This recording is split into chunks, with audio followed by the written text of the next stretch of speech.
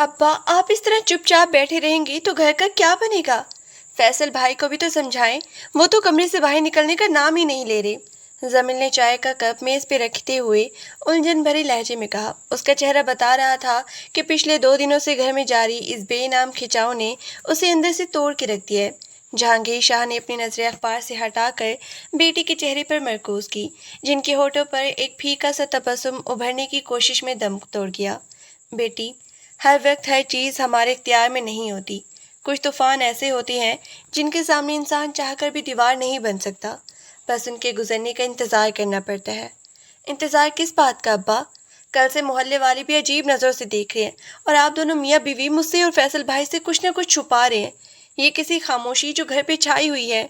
जमील की आवाज़ में अब वो मासूमाना जिद शामिल थी जो एक लाडली बेटी अपने बाप के सामने करती है। जरीना बेगम, जो इतनी देर से किचन की दहलीज पे खड़ी ये सब सुन रही थी, अंदर आई और बेटी का बाजू पकड़ के जरा सख्त लहजे में बोली, जमील, तुमसे कितनी बार कहा है कि बड़ों के मामलात में ज्यादा टांग ना अड़ाया करो। तुम्हारे अब्बा ने बताया ना, खानदानी तनाज़ा है, तो तुम क्यों हर बात पे जान खाती हो अपनी? जाओ जाकर देखो दूध वाला आया है या नहीं। अम्मा, आप हर बात को टाल क्यों देती हैं? मैं जानती हूँ आप सब कुछ परेशान हैं। फैसल भाई से गलती से राइफल की सफाई के दौरान फायर हुआ था। सबको पता है कि वो जानबूझ के नहीं किया गया था। फिर ये पंचायत और जरगी की बातें क्यों हो रही है? क्यों लोग हमारे घर के बाहर जमा हो रहे हैं? जमील की आंखों में नमी तैर गई। उसका दिल किसी अनजाने खौफ से जोर जोर से धड़क रहा था। जहांगीर शाह ने एक लंबी और भारी सांस ली, अपनी जगह से उठे और बेटी के सिर पे हाथ रखते हुए बोले, जमील मेरी जान, दुनिया इतनी सीधी नहीं है जितनी हमें दिखाई जाती है। यहाँ गलती और जुर्म का फैसला कानून नहीं, बल्कि वो ताकतवर लोग करते हैं जिनके पास बंदूक और जिद होती है। फैसल की वो गोली जिस शख्स को लगी, वो दुश्मन कबीले का चश्म चिराग था। वो उसका बदला लेने के लिए किसी भी हद तक जा सकते हैं। तो क्या पुलिस या अदालत कुछ नहीं करेगी अब्बा? हम तो शहर के पढ़े लिखे लोग हैं। इस तरह के जाहिलाना फैसलों के आगे क्यों झुक रहे हैं हम? जमीन का लहजा कांप उठा। उसके अंदर का सारा सुकून लुट चुका था। अदालत और पुलिस तक बात पहुंची तो शायद कुछ और ही होता जमील, लेकिन इस इलाके में वडीर और पंचायत का हुक्म कानून से भी बड़ा माना जाता है। उनका फैसला आ चुका है और वो किसी भी कीमत पर खून का बदला खून या फिर इस खानदान की इज्जत सौदा चाहते हैं। जहांगीर शाह के गले से आवाज़ बहुत ही मुश्किल से निकल रही थी। उनका वो जुमला अधूरा रह गया था जिसका तस्वुर भी एक बाप की रूह को जला देता है। इज्जत का सौदा? इसका क्या मतलब है अब्बा? जमील ने घबरा के पूछा। उसके पैरों से जमीन निकलती हुई महसूस हुई। उसी लम्हे दिलान से फैसल लड़खड़ाते हुए बाहर निकला। उसका हिलिया बिगड़ा हुआ था, बाल बिखरे हुए और आंखें सुर्ख थी। वो आकर सीधा अपने बाप के कदमों में बैठ गया और फूट फूट के रो पड़ा, अब्बा साईं, मुझे माफ़ कर दे। मेरी गलती ने इस पूरे घर को तबाह कर दिया है। वो लोग कह रहे हैं कि वो पंचायत में मेरी बहन को, मेरी जमील को फनी के तौर पे मांगेंगे। वो मुझे मार डालेंगे या जेल में सड़ा देंगे, मगर जमील की ज़िंदगी बर्बाद हो जाएगी। फैसल के मुंह से निकलने वाले इन अल्फाज ने जैसे पूरे कमरे में बम फाड़ दिया हो। जमील का वजूद पत्थर का हो गया। उसके मुंह से कोई चीख नहीं निकली, बस उसकी बड़ी बड़ी सियाह आंखें फटी की फटी रह गई और वहीं फर्श पे बैठ गई। फैसल, ये क्या कह रही हो तुम? होश में तो हो? कोई बाप अपनी बेटी को इस तरह दुश्मनों के हवाले कैसे कर सकता है? अब्बा साईं, आप कुछ बोलते क्यों नहीं है? आप उन्हें बता देना कि ये झूठ है। जमील ने पागलों की तरह अपने बाप के कपड़े पकड़ के झंझोड़ना शुरू कर दिया। उसकी सिसकियां पूरे घर में गूंज उठी। जरीना बेगम ने दोनों हाथों से अपना मुंह ढांप लिया और धाड़े मार मार के रोने लगी। पूरा घर एक लम्हे में मातम कदा में तब्दील हो चुका था। जहांगीर शाह ने अपने दोनों हाथों में अपना चेहरा छुपा लिया। उनकी हिचकियां बन चुकी थी, क्योंकि वो जानते थे कि फैसल का ये डर कोई झूठ नहीं, बल्कि वही तल्ख हकीकत है जो आने वाले जुमेरात को पंचायत ने सुनाई थी। बस करो जमील, रोने धोने से कोई मसला हल नहीं होगा। मैं जिंदा हूँ जब तक अपनी बेटी को इस आग में नहीं झोंकने दूंगा, चाहे मुझे अपनी पूरी जायदाद और जान ही क्यों न देनी पड़े। जहांगीर शाह ने जमील को अपने सीने से लगाया, मगर उनके अपने जिस्म में जान बाकी नहीं बची थी। लेकिन अब्बा साईं, हम करेंगे क्या? कोई तो रास्ता होगा। क्या हम यहाँ से भाग नहीं सकते? किसी दूसरे शहर चले जाए? जमील ने उम्मीद की आखिरी किरण ढूंढते हुए अपने बाप से पूछा। भागना इस मसले का हल नहीं है बेटी। ये लोग इतने ताकतवर हैं कि हमें इस मुल्क के किसी कोने में भी सुकून से रहने नहीं देंगे। हमारे पास सिर्फ एक ही उम्मीद थी और उम्मीद मैंने आजमा ली है। मैंने अपने बड़े भाई फलक शेर को शहर से बुलाया है। वो किसी न किसी तरह इस मामले का कोई हल निकालने की कोशिश कर रहे हैं। जहांगीर शाह ने बेटी के आंसू पोंछते हुए कहा। تایا جان، لیکن وہ تو شہر میں رہتے ہیں، وہ اس پنچایت کے سامنے کیسے کھڑے ہو سکتے ہیں؟ زمین نے حیرت اور بے یقینی سے پوچھا۔ فلک شیر بھائی صرف تمہارے تایا نہیں ہیں، وہ اس خاندان کا وہ ستون ہے جن کی بات آج بھی یہ لوگ نیچے نہیں رکھ سکتے۔ مجھے پورا یقین ہے کہ وہ کوئی نہ کوئی راستہ ضرور نکالیں گے، ورنہ یہ گھر آج ہی اجڑ جاتا۔ جہانگیر شاہ نے گہرے یقین کے ساتھ کہا، حالانکہ ان کا اپنا دل بھی اس وقت کسی انہونی کے ڈر سے کانپ رہا تھا۔ ادھر شہر کے ایک پرتعیش اور شاندار بنگلے میں زندگی اپنے معمول کے مطابق رواں دواں تھی، مگر اس گھر کا ماحول بھی آج کچھ کٹا کٹا سا تھا۔ اذلان شاہ اپنے کشادہ کمرے میں لیپ ٹاپ پہ کام کرنے میں مصروف تھا جب اس کی والدہ رابعہ بیگم پریشان حال دروازہ کھول کر اندر داخل ہوئی۔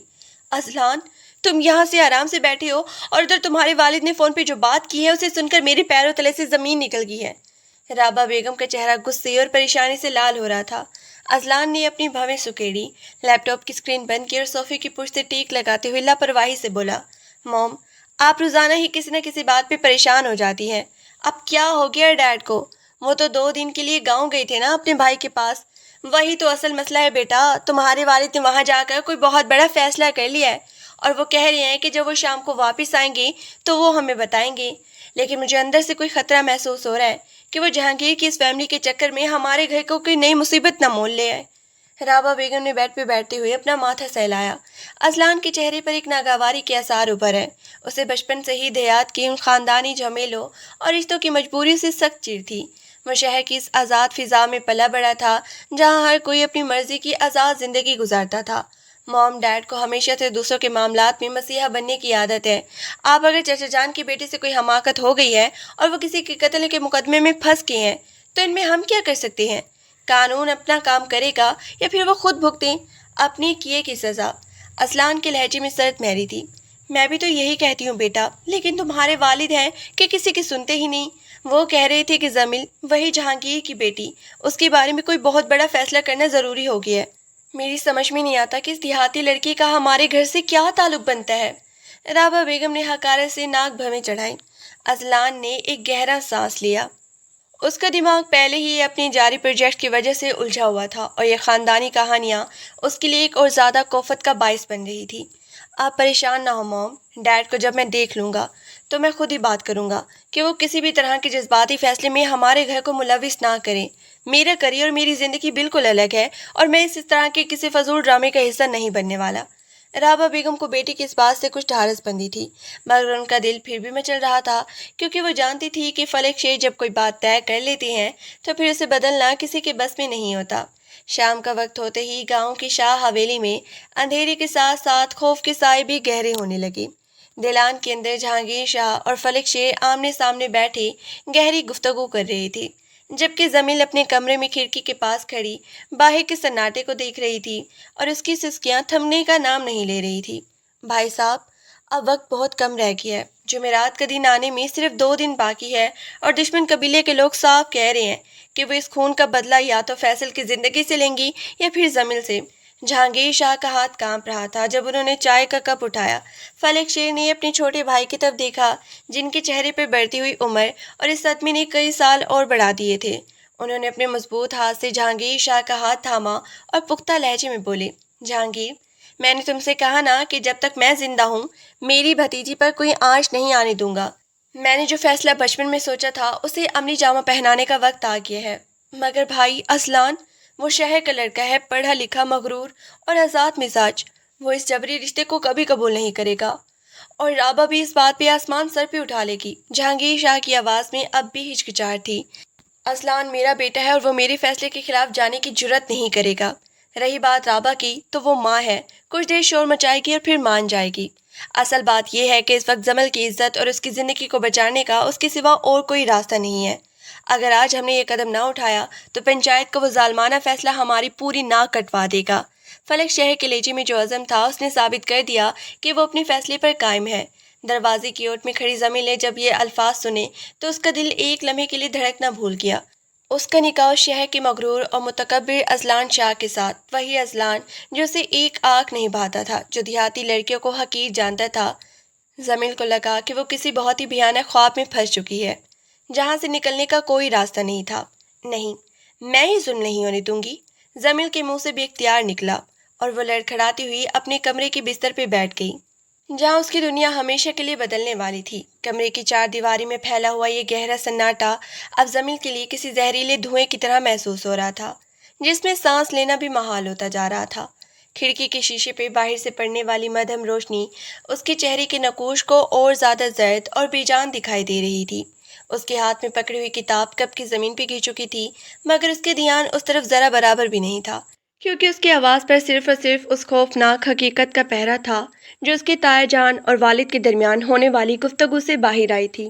نکاح، وہ بھی اذلان شاہ کے ساتھ۔ یہ نام اس کے لیے کسی اجنبی گالی کی طرح تھا۔ ایک ایسا انسان جو شہر کی پرتاش فضاؤں میں پل بڑھ کے خود کو کسی دیوتا سے کم نہیں سمجھتا تھا، جس کی شخصیت میں ایک ایسا سنگویلانہ غرور اور برتری کا احساس تھا جو دور سے ہی محسوس کیا جا سکتا تھا۔ زمین نے اپنے دونوں ہاتھوں سے اپنے کانوں کو اس طرح زور سے ڈھانپ لیا جیسے وہ ان جملوں کو اپنے ذہن سے کھریچ کے باہر نکال دینا چاہتی ہو، مگر وہ الفاظ اس کے دماغ کی دیواروں پر کسی اڈمٹ سیاہی کی طرح نقش ہو چکے تھے۔ دروازے پہ ہلکی سی دستک ہوئی اور اگلے ہی لمحے زرینہ بیگم اندر داخل ہوئی، جن کے قدموں کی لڑکڑاہٹ اور چہرے پہ چھائی ہوئی موج جیسی زردی صاف بتا رہی تھی کہ وہ خود اندر سے کتنی ٹوٹی ہوئی ہے۔ انہوں نے اپنے دوپٹے کے پلو سے اپنی نم آنکھوں کو صاف کیا اور دھیرے دھیرے چلتی ہوئی بیٹی کے پاس آ کر تخت پوش ہو کر بیٹھ گئی۔ انہوں نے زمل کی شانوں پہ اپنا کامتا ہوا ہاتھ رکھا، مگر ان کے حلق سے کوئی الفاظ نہیں نکل پا رہا تھا، کیونکہ وہ جانتی تھی کہ اس وقت کوئی بھی تسلی بخش جملہ ایک جھوٹ کے سوا کچھ نہیں ہوگا۔ اماں، آپ بھی جانتی ہیں نا کہ یہ سب کیا ہو رہا ہے؟ زمین نے اپنی بھیگی ہوئی سرخ اور پھٹی پھٹی آنکھیں اپنی ماں کے چہرے پر ٹکائی۔ اس کی آواز میں ایک ایسی گہری سسکی تھی جو کلیجہ چیر کے رکھ دی۔ کیا ایک لڑکی کا وجود صرف اس لیے ہوتا ہے کہ جب مردوں کی لڑائی میں کوئی گولی چلی تو اس کی قیمت چنانے کے لیے اس کی عزت اور اس کی پوری زندگی کو منڈی میں لا کے کھڑا کر دیا جائے؟ کہ میری خوابوں کی، میری تعلیم کی اور میری اپنی مرضی کی کوئی قیمت نہیں ہے؟ زرینہ بیگم سے بیٹی کا یہ سوال برداشت نہ ہو سکا۔ ان کے اندر کا بند ٹوٹ گیا اور وہ زمین کو اپنے سینے سے لگاتے ہوئے بے آواز رونے لگی۔ ان کی سسکیاں کمرے کی فضا کو اور زیادہ بوجھل کر رہی تھی۔ میری بچی، میری جان، کیا تو سمجھتی ہے کہ تیرا باپ یا میں اس ظالمانہ فیصلے سے خوش ہے؟ میرا دل بھی اندر سے ایسے کچا ہے جیسے کسی نے چھری رکھ دی ہو، مگر زمین، تو اس معاشرے کے ان جاہل اور خونخوار اصولوں سے ناواقف نہیں ہے۔ اگر آج تیرے تائے جان یہ ڈھال بن کے سامنے نہ آتے تو وہ دشمن قبیلے والے اس گھر کی اینٹ سے اینٹ بجا دیتے، فیصل کو وہ زندہ زمین میں گاڑ دیتے اور تیری عزت کو اس طرح تار تار کرتے کہ ہم کسی کو منہ دکھانے کے قابل نہ رہتے۔ یہ سودا نہیں ہے میری بچی، یہ وہ مجبوری ہے جو ہر ماں کو اندر سے مار دیتی ہے۔ تو کیا اس مجبوری کی قیمت مجھے اپنی زندگی اذلان چاہ کے مغرور انسان کی غلامی میں دے کر چکانی ہوگی اماں؟ زمین نے ماں کے دونوں بازوں سے نکل کر اپنے آنسو پوچھے۔ اس کے لہجے میں اب آنسو سے زیادہ ایک تلخ بغاوت اور بے بسی کا امتزاج تھا۔ وہ انسان جو مجھے دیکھنا بھی گوارا نہیں کرتا، جو دیہاتی لڑکوں کو اپنی جوتوں کی نوک کے برابر سمجھتا ہے، میں اس کے گھر کی دہلیز پر ایک ناپسندیدہ بوجھ بن کے جاؤں گی؟ وہ مجھے کبھی معاف نہیں کرے گا اور میں خود کو کبھی اس جبر کے آگے دل سے تسلیم نہیں کر پاؤں گی۔ وقت سب کچھ سکھا دیتا ہے زمین، سب کچھ۔ زرینہ بیگم نے بیٹی کے رخساروں پہ ہاتھ رکھتے ہوئے انتہائی درد بھری لہجے میں کہا، اسلام ظالم نہیں ہے، بس اس کی دنیا ہم سے بہت الگ ہے۔ جب وہ دیکھے گا کہ اس کی ایک ضد نے ایک معصوم لڑکی کی زندگی کو کس جہنم میں دھکیل دیا ہے تو شاید اس کا پتھر دل بھی موم ہو جائے۔ تجھے بس اپنے صبر کو اپنی طاقت بنانا ہوگا جو تیری پہچان ہے۔ جب یہ تلخ مکالمہ اور آنسوں کا یہ طوفان اس چھوٹے سے گھر میں جاری تھا، بالکل اسی وقت ہزاروں میل دور شہر کے اس پرتعیش اور جدید ترین بنگلے میں حالات ایک الگ ہی ہنگامے کی زد میں تھے۔ فلک شیر اور اذلان آمنے سامنے اس وسیع و عریض لاؤنج میں کھڑی تھی، جہاں لٹکتا ہوا کرسٹل کا فانوس اس وقت بھی ایک سرد اور تپتے ہوئے ماحول میں روشنی ڈال رہا تھا۔ اذلان کے چہرے کے پٹھے اس قدر تنے ہوئے تھے کہ اس کی گردن کی رگیں واضح طور پہ ابھری ہوئی تھی اور اس کی آنکھوں میں اپنے باپ کی اس اچانک اور یک طرفہ فیصلے کے خلاف شدید غصہ دیکھ رہا تھا۔ ڈیڈ، آپ نے مجھ سے پوچھے بغیر، مجھ سے مشورہ کیے بغیر میری زندگی کا یہ فیصلہ کیسے کر لیا؟ کیا میری اپنی کوئی مرضی، کوئی زندگی یا کوئی کریئر نہیں ہے؟ اذلان کا لہجہ بلند ہو چکا تھا اور اس کے اندر کا سارا سکون ایک ہی لمحے میں غارت ہو چکا تھا۔ آپ کو لگتا ہے کہ میں کسی بھی دیہاتی لڑکی کو جسے میں جانتا تک نہیں اپنے گھر کی بہو بنا کر لے آؤں گا اور اس بوجھ کو اٹھاتا پھروں گا؟ آپ نے یہ سوچ کیسے لیا کہ میں آپ کی جذباتی بلیک میلنگ کے آگے چپ چاپ گھٹنے ٹیک دوں گا؟ فلک شیر نے صوفے پر بیٹھ کر نہایت سکون سے اپنی ہاتھ کی انگلیوں کو آپس میں جوڑا۔ ان کے چہرے پر وہ تجربہ کار ٹھہراؤ تھا جوانی کے اس طوفان کے سامنے چٹان کی طرح کھڑا تھا۔ انہوں نے ایک گہرا سانس لیا اور اپنے پرسکون مگر فیصلہ کن آواز میں کہا، اذلان، اپنی زبان کو لگام دو اور ذرا ہوش کے ناخن لو۔ یہ کوئی بچوں کا کھیل نہیں ہے جو تم جب چاہو کھیل ختم کر دو اور جب چاہو شروع کر لو۔ میرا چھوٹا بھائی، میرا خون اس وقت موت کے منہ میں ہے اور اس کا گھر اجڑ رہا ہے۔ وہ خاندان ہماری ہی رگوں سے جڑا ہوا ہے، اور اگر اس وقت میں نے اپنے بھتیجے کی جان بچانے کے لیے اور اپنے خاندان کی عزت کو نیلام ہونے سے بچانے کے لیے قدم نہیں اٹھایا تو پھر اس خاندانی نام کا کوئی مطلب باقی نہیں رہتا۔ تو پھر آپ نے اس کا حل یہ نکالا کہ میری زندگی کی بلی چڑھا دے۔ اذلان نے طنزیہ انداز میں ہنستے ہوئے اپنے ہاتھ ہوا میں لہرائے۔ اس کی آنکھوں میں حقارت کی ایک چنگاری چمک رہی تھی۔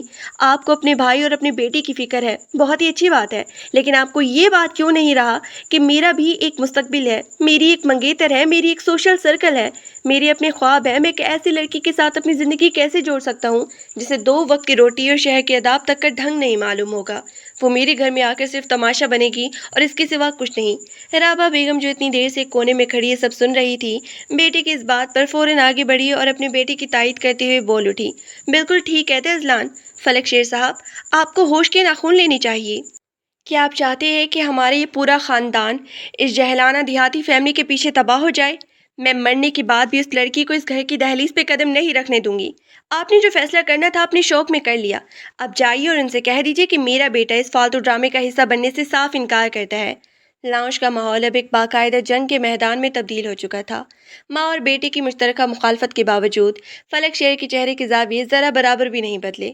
انہوں نے اپنی جگہ سے اٹھ کر ایک قدم آگے بڑھایا۔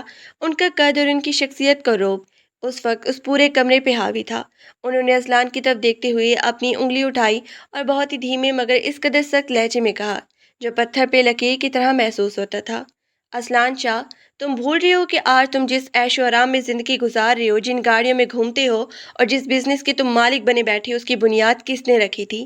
میں نے اپنی پوری زندگی اس خاندان کی عزت کو بچانے میں لگائی ہے، اور آج جب اس عزت کو بچانے کے لیے میری ایک بات کی ضرورت ہے تو تم اپنی ذاتی خوابوں کا رونا لے کر بیٹھ گئے ہو۔ فلک شیر کی آواز میں ایک ایسے باپ کا حق اور امرانہ حکم تھا جس کے سامنے بڑے بڑے طوفان جھک جاتے تھے۔ یہ فیصلہ ہو چکا ہے اور اب اس میں تبدیلی کی کوئی گنجائش نہیں ہے۔ جمعرات کے روز تم میرے ساتھ گاؤں چلو گے اور اس لڑکی کو اپنے نکاح میں لے کر اس گھر میں واپس آؤ گے۔ اگر تم نے اس حکم کے خلاف جانے کی کوشش کی تو یاد رکھنا کہ اس بنگلے کا ایک ایک تنکا اور تمہاری یہ ساری عیش و آرام کی دنیا میں اپنے نام سے کاٹ کے سڑک پہ لا کھڑا کر دوں گا۔ ان الفاظ نے کمرے میں موجود تمام آکسیجن کو جیسے ایک ہی سیکنڈ میں کھینچ لیا ہو۔ اذلان کا چہرہ غصے سے نیلا پڑ چکا تھا۔ اس کی مٹھیاں اس قدر زور سے بھینچی ہوئی تھی کہ اس کے ناخن اس کی ہتھیلی میں گڑ رہے تھے۔ وہ اپنے باپ کے اس روپ کو بخوبی جانتا تھا۔ فلک شیر جو کہہ دیتی تھی وہ پتھر کی لکیر بن جاتا تھا، اور ان کے خلاف جانے کا مطلب اپنی پوری دنیا کو جلا کے راکھ کرنا تھا۔ اذلان کے پاس غصے کی گھونٹ پینے کے سوا کوئی چارہ نہیں بچا تھا۔ وہ بغیر ایک لفظ کہے تیزی سے پلٹا اور اپنے کمرے کی طرف اس طرح دوڑا جیسے کوئی قیدی اپنی جیل کی کوٹھڑی کی طرف بھاگتا ہے۔ دروازہ زور سے بند کرنے کی آواز پورے بنگلے میں گونج اٹھی۔ اذلان اپنے کمرے میں آ کر اندھیرے میں کھڑا ہو گیا۔ اس کا سینہ تیزی سے اوپر نیچے ہو رہا تھا اور اس کے حواس پر غصے اور بے بسی کا ایک خوفناک غبار چھایا ہوا تھا۔ اس نے غصے میں آ کر اپنے سامنے رکھی ہوئی شیشے کی ٹیبل پہ زور سے مکہ مارا، جس سے وہاں رکھی چیزیں نیچے گر کے ٹوٹ گئی۔ اس نے اپنی انگلیوں میں اپنے بالوں کو جکڑ لیا اور دانت پیس کر دل میں بڑبڑایا، زمیل، جو بھی ہو تم نے میری زندگی میں آ کر جو جہنم برپا کیا ہے، میں اس کا ایک ایک لمحہ تمہارے لیے عذاب بنا دوں گا۔ تم آرام سے اس گھر میں قدم نہیں رکھ سکو گی۔ جتنا تم سوچ رہی ہو، ادھر گاؤں کی اس ویران اور افسردہ حویلی میں رات اپنی پوری سیاہی کے ساتھ اتر چکی تھی۔ چاروں طرف گہرا سناٹا تھا، جس سے صرف دور کے کسی کتے کی بھونکنے کی آواز پر یا پھر ٹھنڈی ہوا کا کوئی جھونکا ہی توڑتا تھا۔ زمیل اپنے بستر پر لیٹی ہوئی تھی، مگر اس کی پلکوں پر نیند کا کوئی نام و نشان نہیں تھا۔ اس کی بڑی بڑی آنکھیں چھت کے پنکھے کو تک رہی تھی جو ہلکی سی چرچراہٹ کے ساتھ گھوم رہا تھا۔ اس کے ذہن میں بار بار وہی منظر گھوم رہا تھا جب اس کے تایا جان نے اس کے مستقبل کا فیصلہ سنایا تھا۔ وہ سوچ رہی تھی کہ کل کا سورج اس کی زندگی میں کیا طوفان لے کر آنے والا ہے۔ کیا وہ واقعی اس اجنبی شہر میں ایک ایسے اجنبی انسان کے ساتھ اپنی پوری زندگی گزار پائے گی جو اسے دل سے قبول کرنے کے لیے کبھی تیار نہیں ہوگا؟ اس کے دل سے اٹھلنے والی ہر چیز کی سوال کا ایک ہی جواب دے رہی تھی، نہیں، یہ زندگی نہیں بلکہ ایک زندہ درگور ہونے کی سزا تھی۔ صبح کا سورج جب نمودار ہوا تو اپنے ساتھ روشنی کی بجائے ایک ایسا بوجھ لے کر آیا جو ہر ایک کے سینے پر رکھا محسوس ہو رہا تھا۔ حویلی کے صحن میں صبح سے ہی ایک عجیب سا تناؤ اور ہلچل مچی ہوئی تھی۔ باہر کچھ لوگ ٹولیوں کی شکل میں خسر پھسر کر رہے تھے، جن کی نظریں اس حویلی کے دروازے پہ جمی ہوئی تھی۔ وہ سب جانتے تھے کہ اس گھر میں کیا طوفان اٹھنے والا ہے، اور اب سب کی نگاہیں اس بات پہ لگی ہوئی تھی کہ جمعرات کے اس فیصلے کا انجام کیا ہوگا۔ زمین کو کمرے میں بٹھا کے زرینہ بیگم اس کے سر پہ سرخ رنگ کا وہ جوڑا رکھ چکی تھی جو روایتی طور پر ونی یا ایسے جبری رشتوں کے وقت پہنایا جاتا ہے، مگر اس لباس پر کسی خوشی یا سجاوٹ کا کوئی گمان نہیں تھا، بلکہ وہ یوں لگ رہا تھا جیسے کسی قربانی کے جانور کو سجایا جا رہا ہو۔ زمین نے آئینے میں اپنے عکس کو دیکھا۔ اس کا چہرہ بالکل سفید تھا، ہونٹ سوکھے ہوئے تھے اور اپنی آنکھوں کے گرد ہلکے سیاہ پڑ چکے تھے۔ اس نے خود کو اس عروسی لباس میں دیکھا تو اس کے اندر موجود تمام جذباتی ایک لمحے کے لیے جمور کا شکار ہو گئے۔ اس نے کانپتے ہاتھوں سے اپنے دوپٹے کو درست کیا، جس کی ایک ایک شکن اس کے ٹوٹتے ہوئے اعتماد کی گواہی دے رہی تھی۔ بیٹی تیار ہو گئی؟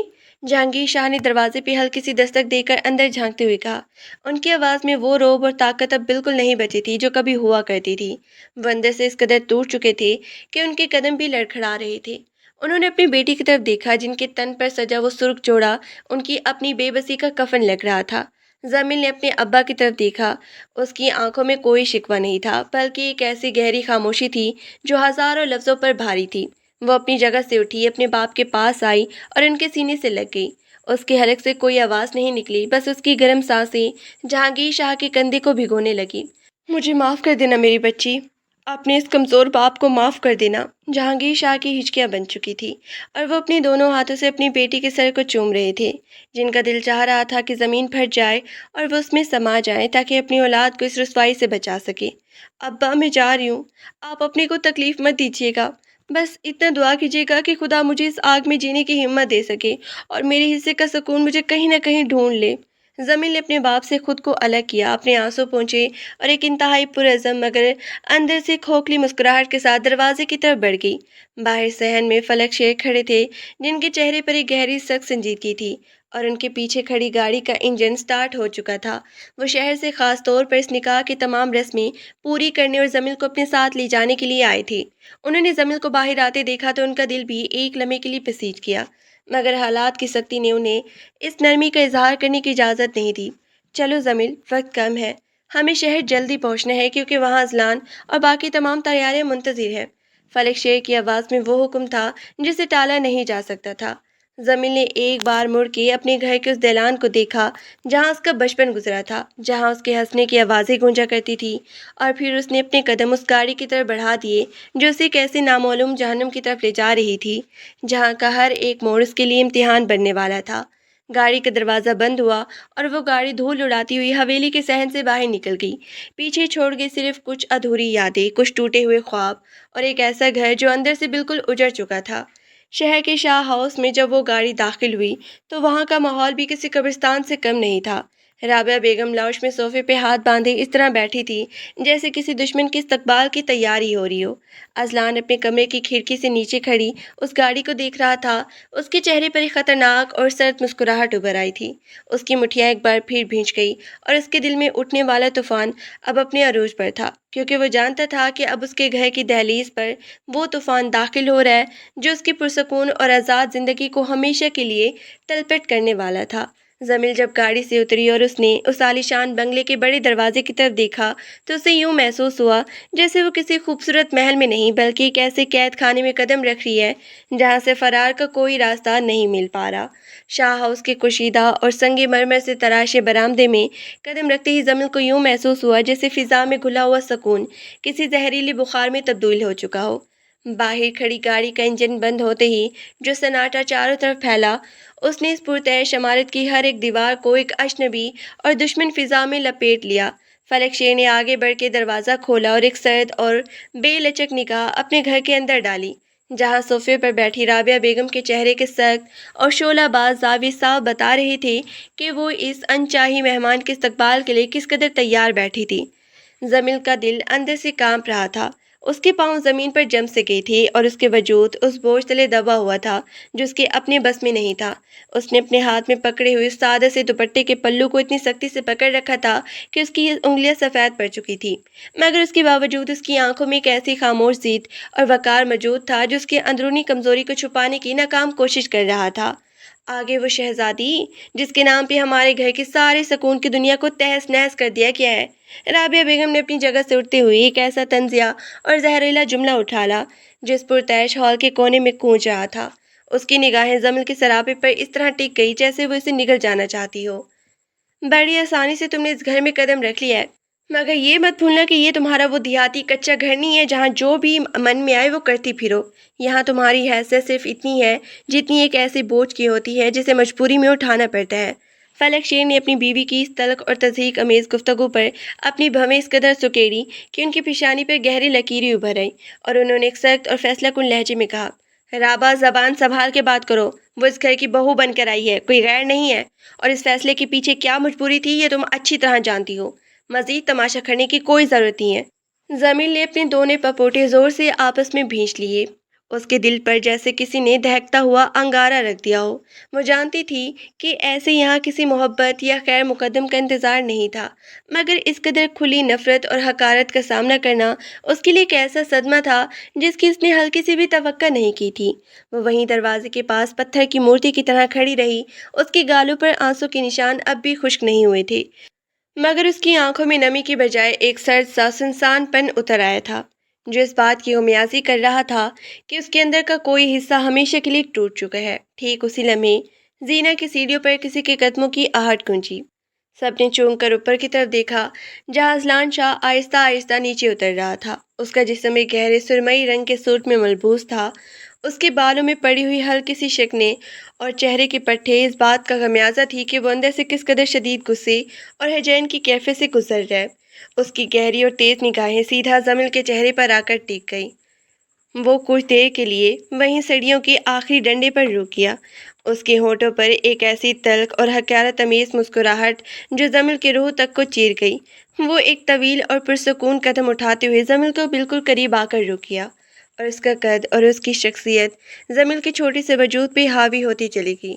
تو یہ ہے وہ تحفہ جو میرے والد نے میری مرضی کے خلاف میری زندگی میں لا کر پھینک دیا ہے۔ اذلان کی آواز میں ایک ایسی ہریانی سرد مہری تھی جو کسی بھی زندہ انسان کو اندر سے جما دینے کے لیے کافی تھی۔ اس نے جمیل کے سراپے کو اوپر سے نیچے تک دیکھا۔ اس کی نگاہوں میں اس دیہاتی لڑکے کے لیے ایک ذرا بھی نرمی برابر یا احترام نہیں تھا، بلکہ ایک ایسی بے پناہ نفرت تھی جو کسی پرانے انتقام کی طرح دہک رہی تھی۔ سنو لڑکی، تمہارے اس خاندان نے جو کھیل کھیلا ہے اور میرے والد نے جو فیصلہ تم پہ مسلط کیا ہے، اس کی قیمت تمہیں ہر روز ہر لمحے چکانی ہوگی۔ اس گھر میں تمہاری حیثیت اس سے زیادہ کچھ نہیں ہوگی کہ تم اس قید خانے کی ایک نام قیدی ہو جس کا یہاں کوئی حق نہیں بنتا سوائے اس کے کہ تم اس غلطی کی سزا بھگتو جو تمہارے بھائی نے کی تھی۔ جمیل نے اپنا سر اٹھایا اور پہلی بار براہ راست اس شخص کی آنکھوں میں دیکھا جس کے ساتھ اس کی پوری زندگی کا سودا کر دیا گیا تھا۔ اس کے اندر خوف کی جو لہر پہلی دوڑ رہی تھی وہ بھی ایک عجیب سی خودداری میں بدل چکی تھی۔ اس کے خشک ہونٹ ہلکے سے ہلے اور اس نے نہایت دھیمی مگر اس قدر صاف اور پروقار آواز میں کہا، آپ کو یہ غلط فہمی ہے کہ میں اس رشتے کو اپنی خوشی یا کسی لالچ میں یہاں لے کر آئی ہوں۔ مجھ پر جو بیتی ہے اور میرے خاندان کو جس عذاب سے گزرنا پڑا ہے اس کا درد میں ہی جانتی ہوں۔ اگر آپ مجھے اس گھر کی سزا مانتے ہیں تو یاد رکھیے کہ میں نے بھی اپنی زندگی اپنی مرضی سے جہنم کے حوالے نہیں کی ہے۔ مجھ پر غرور کرنے کی ضرورت نہیں ہے کیونکہ میں اس جبر سے اتنی ہی بیزار ہوں جتنا آپ اس رشتے سے جھنجھلا رہے ہیں۔ اذلان اس کی اس بے باک اور پروقار جواب پر ایک لمحے کے لیے دھنگ رہ گیا۔ اسے ہرگز یہ توقع نہ تھی کہ ایک عام دیہاتی گھرانے کی سہمی ہوئی لڑکی اتنی جرأت کے ساتھ اس کی آنکھوں میں آنکھیں ڈال کے بات کرے گی۔ اس کے چہرے کے تاثرات میں ایک پل کے لیے حیرت کی ہلکی سی لہر دوڑی جو فوراً ہی ایک شدید اور تیز غصے میں تبدیل ہو گئی، کیونکہ اس کی مردانہ انا اس کی بات کو قبول کرنے کے لیے تیار نہیں تھی۔ کوئی لڑکی، وہ بھی ایسی جسے زبردستی لایا گیا ہو، اس کے سامنے اس طرح زبان چلائے۔ بہت ہی زبان چلنے لگی تمہاری۔ لگتا ہے تمہیں ابھی تک اندازہ نہیں ہوا کہ تم کس کے گھر اور کس کی دہلیز پہ کھڑی ہو۔ اذلان نے اپنے چہرے کو جمیل کے اور قریب کرتے ہوئے دانت پیس کر کہا۔ اس کے لہجے میں ایک خوفناک اور وارننگ تھی۔ یہ شہر ہے اور یہاں کے اصول وہ نہیں ہیں جو تمہارے اس پسماندہ گاؤں میں ہوتے ہیں۔ یہاں ایک ایک لمحہ تمہارے لیے کانٹوں پہ چلنے کے مترادف ہوگا، اور اس کا آغاز آج ہی سے ہو چکا ہے۔ اس کے بعد ازلان نے ایک حقارت تمیز نظر زمین پہ ڈالی، بغیر ایک اور لفظ کے ہی وہاں سے تیزی سے مڑا اور اپنے کمرے کی طرف واپس پلٹ گیا۔ اس کے قدموں کی دھمک اس پورے ہال میں گونجتی رہی۔ رابعہ بیگم نے ایک نفرت بھری گھونٹ زمین کو دیکھا اور منہ بناتے ہوئے اپنے کمرے کی طرف چلی گئی۔ برآمدے میں اب صرف فلک شیر اور زمین رہ گئے تھے۔ فلک شیر نے گہرا اور تھکا ہوا سانس لیا۔ وہ اپنے بیٹے کے سخت رویے سے بخوبی واقف تھا، مگر اس وقت ان کے پاس اس کے علاوہ کوئی چارہ نہیں تھا کہ وہ حالات کے اس طوفان کو برداشت کرتے۔ انہوں نے آگے بڑھ کے ملازموں کو آواز دی اور کہا کہ وہ زمین کو اس کے کمرے تک چھوڑ آئے، جو اس عالیشان بنگلے کے ایک کونے میں واقع چھوٹا سا گیسٹ روم تھا۔ کمرے کا دروازہ جب بند ہوا تو زمین کے اندر کا سارا ضبط ایک ہی لمحے میں ٹوٹ گیا۔ وہ اپنے پیروں پہ کھڑی نہ رہ سکی اور دروازے کے ساتھ ہی نیچے فرش پر بیٹھ گئی، اور اس کے سینے سے نکلنے والی وہ سسکیاں جو اس نے اتنی دیر سے گلے میں دبا رکھی تھی، اب آزاد ہو کر اطمینان اور خاموشی کے کمرے میں گونجنے لگی۔ اس نے اپنے دونوں ہاتھوں میں اپنا منہ چھپا لیا اور پھوٹ پھوٹ کے رو دی۔ کمرے کی وہ پرتیش سجاوٹ، وہ نرم بستر اور وہ چمکتی ہوئی دیواریں اسے کسی سونے کے پنجرے کی طرح محسوس ہو رہی تھی، جس میں ایک پرندے کو اس کے پر کاٹ کر بند کر دیا گیا ہو۔ اسے اپنا ماضی، اپنے والد کا وہ ٹوٹا ہوا چہرہ اور وہ حویلی کا دالان بار بار یاد آ رہا تھا، جہاں وہ آزادی سے سانس لیا کرتی تھی۔ اب یہاں نہ تو اس کا کوئی اپنا تھا، نہ کوئی ایسا انسان جس کے ساتھ اسے اکیلے پن کو سمجھ سکتا، اور اوپر سے ازلان شاہ کی وہ سنگ دلانہ دھمکیاں اس کے دل پر کسی بوجھ کی طرح رکھی ہوئی تھی۔ دوسری طرف ازلان اپنے کمرے میں پہنچ کر غصے سے پاگل ہو رہا تھا۔ اس نے اپنے کوٹ کو اتار کر بیڈ پہ پھینکا اور اپنے بالوں میں باندھے پھرے ہوئے کمرے کے اندر چکر کاٹنے لگا۔ اس کے دماغ میں بار بار زمین کے وہ سیاہ، گہرے اور پرعزم آنکھیں گھوم رہی تھیں، جن میں خوف کی بجائے ایک عجیب سی طاقت اور سچائی چھپی ہوئی تھی۔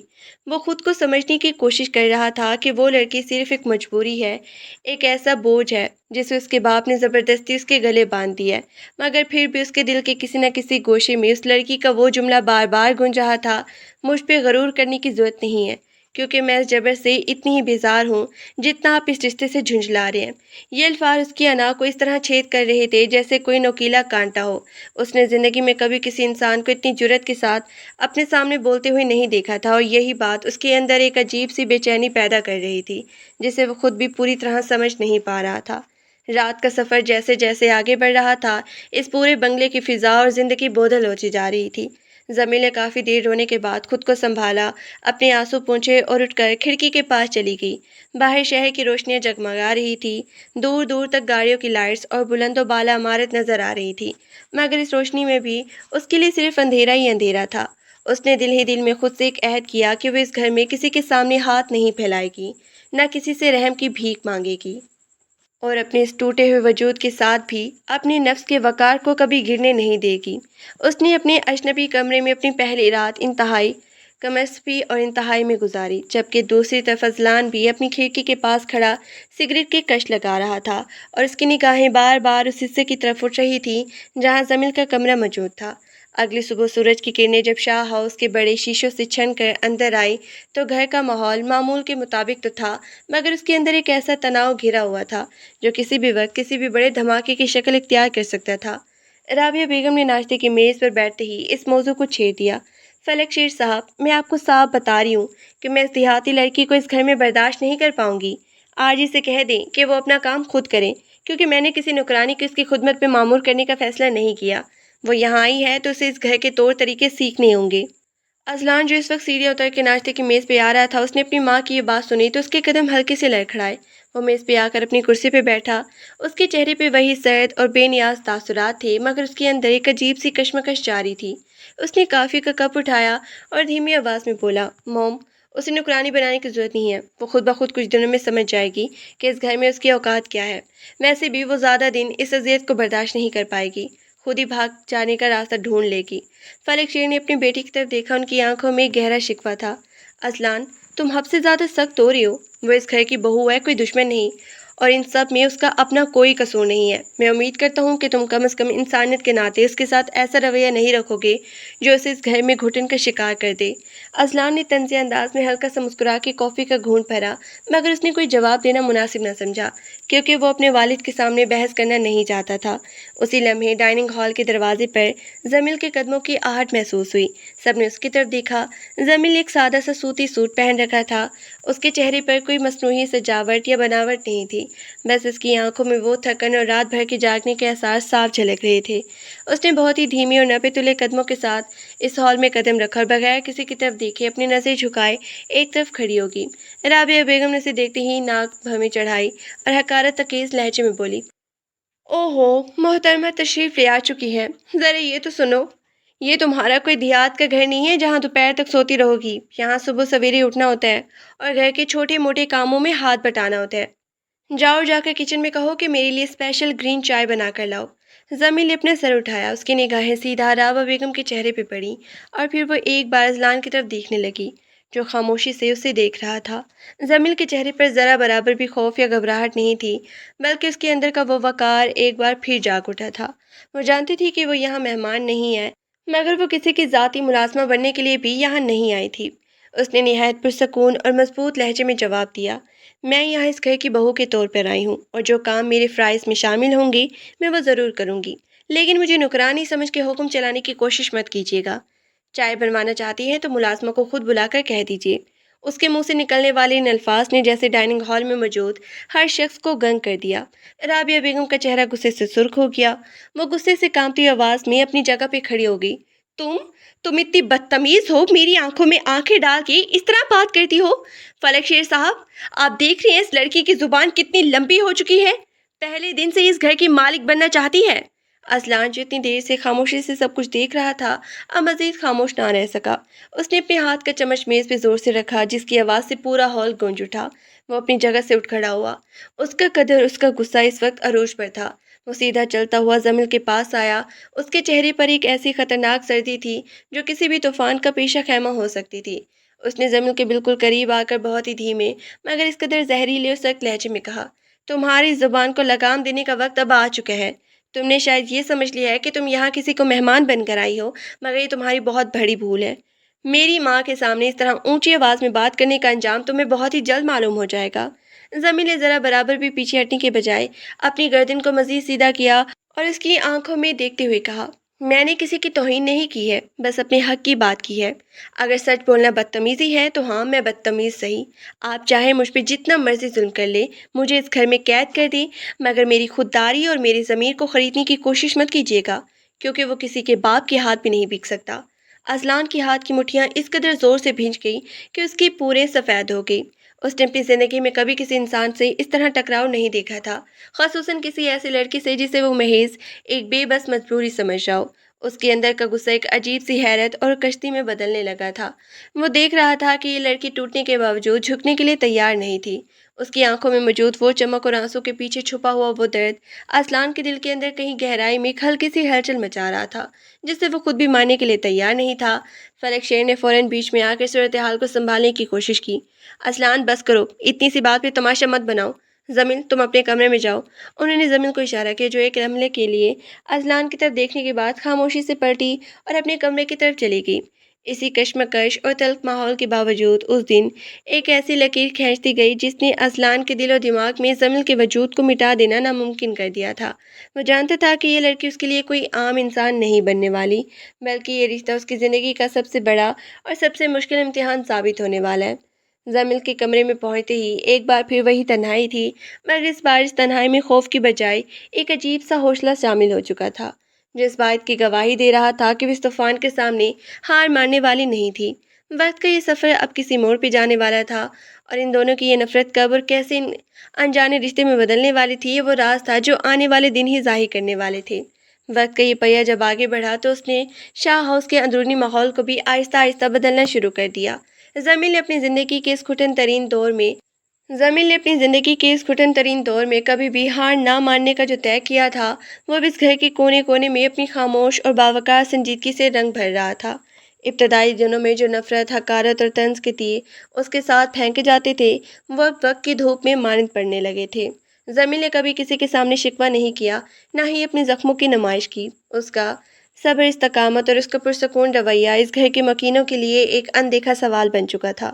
وہ صبح سویرے اٹھ کر اپنے حصے کا کام خود کرتی، کچن کے انبار میں ملازمین کا ہاتھ بٹاتی اور باقی وقت اپنے کمرے میں کتابوں کے مطالعے یا اپنی تنہائی میں گزارتی۔ اس کے اس بے نیاز اور باوقار انداز نے آہستہ آہستہ گھر کے ملازمین کے دلوں میں اس کے لیے ایک گہرا احترام پیدا کر دیا تھا، یہاں تک کہ رابعہ بیگم کے دل میں بھی جو زمل کے خلاف ایک پہاڑ جیسی نفرت بیٹھی ہوئی تھی، وہ اب دور رکنے لگی تھی۔ رابعہ بیگم نے کئی بار نوٹس کیا کہ زمل کتنی خاموشی سے ہر ایک کی ضرورت کا خیال رکھتی ہے۔ جب اذلان رات گئے تھکا ہارا گھر لوٹتا اور اس کے کمرے میں رکھی میز پر ٹھنڈی کافی یا کھانا ویسے کا ویسے پڑے رہتا، تو زمل چپکے سے وہاں جا کر اس کے لیے تازہ قہوہ رکھ دیتی یا اس کی بکھری ہوئی کاغذات کو کرینے سے سمیٹ دیتی۔ شروع میں اذلان اس بات پہ بھی غصہ کرتا تھا کہ اس کی ذاتی زندگی میں مداخلت کیوں کی جا رہی ہے، مگر وقت کے ساتھ ساتھ اس کے اس غصے کے پیچھے چھپا تضاد پگھلنے لگا تھا۔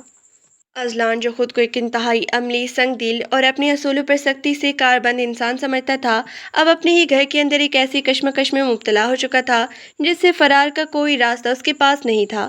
وہ جتنی کوشش کرتا زمین سے لاتعلقی برتنے کی وہ جتنی کوشش کرتا زمین سے لاتعلقی برتنے کی اتنی ہی شدت سے اس کا یہ وجود اس کے حواس پہ حاوی ہوتا چلا جاتا تھا۔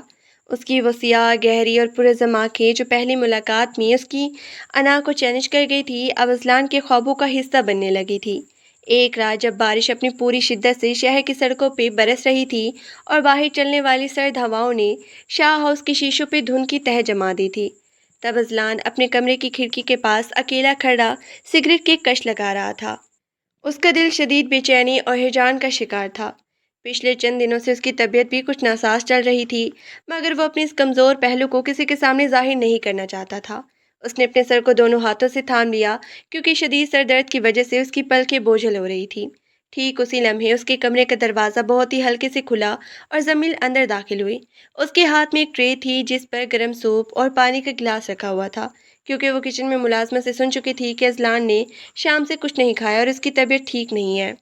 زمین کو اپنے کمرے میں آتے دیکھ کر اذلان نے چونک کر سر اٹھایا۔ اس کی پیشانی پہ بل ابھر آئے تھے اور اس کے لہجے میں وہی پرانی سرد مہری گھل گئی۔ تم یہاں کیا کر رہی ہو؟ میں نے کتنی بار کہا ہے کہ میری اجازت کے بغیر میرے کمرے میں آنے کی جرات مت کیا کرو۔ زمین نے ذرا برابر بھی گھبرائے بغیر ٹرے کو میز پہ رکھا، اپنی نگاہیں اٹھا کر سیدھا اذلان کی سرخ ہوتی ہوئی آنکھوں میں دیکھا اور پختہ مگر نرم لہجے میں بولی، میں یہاں آپ کی مالکن یا آپ کی کوئی خوشامد کرنے نہیں آئی ہوں۔ میں نے کچن میں سنا تھا کہ آپ کی طبیعت ٹھیک نہیں ہے اور آپ نے سارے دن کچھ نہیں کھایا۔ ضد اپنی جگہ صحیح، مگر اپنی صحت کو اس طرح برباد کرنا حماقت کے سوا کچھ نہیں۔ یہ سوپ پی لیجیے، ورنہ آپ کا یہ سر درد صبح تک آپ کو مزید تکلیف دے گا۔ اذلان کے اس بے خوف اور خلوص سے بھرپور انداز پر ایک لمحے کے لیے دھنگ رہ گیا۔ وہ انسان جو ہمیشہ دوسروں پہ حکم چلانے کا عادی تھا، آج ایک ایسی لڑکی کے سامنے خاموش کھڑا تھا جو اس کی پرواہ بھی کر رہی تھی اور اسے جھاڑ بھی رہی تھی۔ اس کے اندر اس کی سادی مردانہ انا اور سنگ دلانہ غرور اس ایک لمحے میں ریزہ ریزہ ہو گیا۔ اس نے آگے بڑھ کے زمل کا ہاتھ پکڑ لیا۔ اس کی گرفت اتنی پرسکون تھی کہ زمل کے دل کی دھڑکن ایک پل کے لیے رک گئی۔ اذلان کی آنکھوں میں اب وہ نفرت نہیں تھی، بلکہ ایک ایسا گہرا درد اور شرمندگی چھپی ہوئی تھی جو طویل عرصے سے اس کے اندر ہی دبی ہوئی تھی۔ زمل، اذلان کی آواز کانپ اٹھی۔ اس کے حلق سے یہ نام اتنی خلوص اور نرمی کے ساتھ نکلا کہ زمل نے حیرت سے اپنی پلکیں اٹھائی۔ تم اتنے اچھے کیوں ہو؟ میں نے تمہارے ساتھ کیا کچھ نہیں کیا؟ تمہیں اس گھر کی ہر روز ایک نئی اذیت دی، تمہیں تانے دیے، تمہیں اس جبر کا ذمہ دار ٹھہرایا جو میرے اپنے باپ کا فیصلہ تھا۔ پھر بھی تم میرے لیے اتنی فکر کیوں کرتی ہو؟ کیوں تم مجھ سے اتنی نفرت نہیں کرتی جتنی میں تمہارے ساتھ کر رہا تھا؟ زمین نے اپنی نگاہیں جھکا لی۔ اس کے گالوں پر ایک ہلکی سی سرخ لالی دوڑ گئی اور اس کے لبوں پر زندگی کی پہلی سچی اور خوبصورت مسکراہٹ ابھری۔ اس نے اپنا دوسرا ہاتھ اذلان کی طرف بڑھایا اور بہت ہی دھیمے مگر پرعزم لہجے میں کہا، کیونکہ میں جانتی ہوں اذلان کہ آپ ظالم نہیں ہیں، آپ صرف اس جبری رشتے کے بوجھ اور اپنی مردانہ انا کے حصار میں قید تھے، بالکل ویسے ہی جیسے میں اس قید خانے میں ہوں۔ نفرت کرنا بہت آسان ہوتا ہے اذلان چاہ، مگر کسی کے دل میں اپنے لیے جگہ بنانا صرف صبر اور خلوص سے ہی ممکن ہوتا ہے۔ میں نے آپ سے کبھی نفرت نہیں کی، کیونکہ میں نے دیکھ سکتی ہوں کہ آپ غصے کے پیچھے صرف ایک خوف تھا، اس بات کا خوف کہ کوئی آپ کی مرضی کے بغیر آپ کی زندگی پر قابض ہو گیا۔ اذلان کا دل چاہا کہ وہ زمین میں گر جائے۔ اس نے محسوس کیا کہ وہ اب تک کسی بڑی حکامت میں مبتلا تھا، کہ اس نے اتنی نفیس، باوقار اور محبت کرنے والی روح کو ہمیشہ ایک بوجھ سمجھا تھا۔ اس نے بغیر ایک اور لمحہ ضائع کیے زمین کو اپنے مضبوط حصار میں کھینچ لیا۔ اس کا وہ مضبوط سینہ جو اب تک دنیا کے سامنے ایک چٹان کی طرح سخت رہتا تھا، آج اس معصوم لڑکی کے سامنے پگھل کر موم ہو چکا تھا۔ जमील का सर जब अजलान के कंधे पर टिका तो उसके जिस्म एक सनसनी सी दौड़ गई। ये कैद अब मस्जिद नहीं रही थी, बल्कि दो अलग अलग दुनियाओं से आने वाले मुसाफिरों का एक ऐसा हसीन और अब्दी संगम बन चुका था जहाँ से वापसी का कोई रास्ता कोई तलाश करना भी नहीं चाहता था। अजलान ने अपना चेहरा जमील के बालों के करीब किया। उसकी सांसें जमील के रुखसार को छू रही थी और उसके दिल की धड़कनें इस बात की गवाही दे रही थी कि वो अब मुकम्मल तौर पर इस मोहब्बत के आगे हार मान चुके हैं। मुझे माफ़ कर देना जमील, मेरी तमाम ज़्यादतियों को, मेरी सख्त दिली को माफ़ कर देना। खुदा की कसम मैंने तुम्हें इस घर में लाने का फ़ैसला नहीं किया था, मगर अब खुदा का शुक्र अदा करता हूँ कि उसने तुम्हें मेरी ज़िंदगी में भेज दिया। अगर तुम ना होती तो मैं शायद कभी ये जान ना पाता कि किसी की मोहब्बत और अपनायत क्या होती है। जमील ने अपनी आंखें बंद कर ली। उसकी आंसू अब खुशी के आंसू बन चुके थे। अजलान के वो कंधे पे गिर रहे थे। उसने अपने दोनों बाजू अजलान की कमर की गिट लपेट ली और उसकी सिसकियां अब एक पुरसकून और तमानियत में भरी आह में बदल चुकी थी। अब किसी माफ़ी की ज़रूरत नहीं है अजलान। मेरा जो भी दुख था, मेरा जो भी इज़्तिराब था, वो सब तुम्हारी एक एक कबूलियत के आगे मिट चुके हैं। अब हम दोनों इस सफ़र में अकेले नहीं हैं, बल्कि एक ऐसे बंधन में बंधे हैं जिसे दुनिया की कोई ताकत तोड़ नहीं सकती। कमरे की खिड़की से बाहर बरसती हुई बारिश अब हल्की फुहार में तब्दील हो चुकी थी और दूर आसमान पर कहर के दरमियान एक रोशन और खूबसूरत चांद नमूदार हो रहा था, जो इस बात की हमियाजी कर रहा था कि अंधेरी रात कितनी ही लंबी क्यों ना हो, सच्ची मोहब्बत की रोशनी हर तूफान को चीर कर बाहर आ जाती है। अगली सुबह जब शाह हाउस का सूरज तल्लू हुआ तो उसकी किरणें इस पूरे घर के लिए एक नए और खुशगवार आगाज़ का पैगाम लेकर आईं। नाश्ते की मेज़ पर जब राबा बेगम और फलक शेर ने अजलान और जमील को एक साथ देखा, एक दूसरे के करीब, और उनके चेहरे पर मौजूद एक सच्ची मुस्कान को देखा, तो उनके दिलों में एक बहुत बड़ा बोझ हमेशा के लिए उतर गया। राबा बेगम ने आगे बढ़ के जमील को अपने गले से लगा लिया और उसकी आंखों में मौजूद वो पुरानी नागवारी हमेशा के लिए मिट चुकी थी। अजलान ने अपनी कुर्सी से उठकर जमील का हाथ थामा और सबके सामने उसका बाकायदा एतराफ़ किया कि वो अपनी ज़िंदगी और सबके सामने उसने बाकायदा एतराफ़ किया कि वो अपनी ज़िंदगी की सबसे खूबसूरत फ़ैसले पर अपने वालिद का हमेशा शुक्रगुज़ार रहेगा।